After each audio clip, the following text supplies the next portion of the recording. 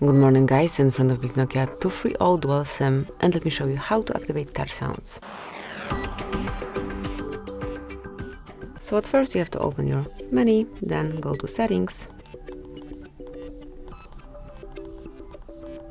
Here they are, open it, go to tones, and here you will notice keypad. So if you wish to activate it, just tap on the right side of your home button, and here you can volume it up, so you can choose also the volume of the keypad, and then tap on choose to apply it.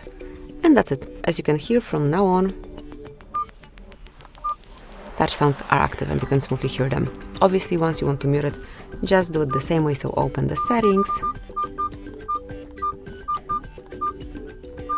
go to tones, select keypad, and then go to the left. Now tap on choose, and that is muted from now on.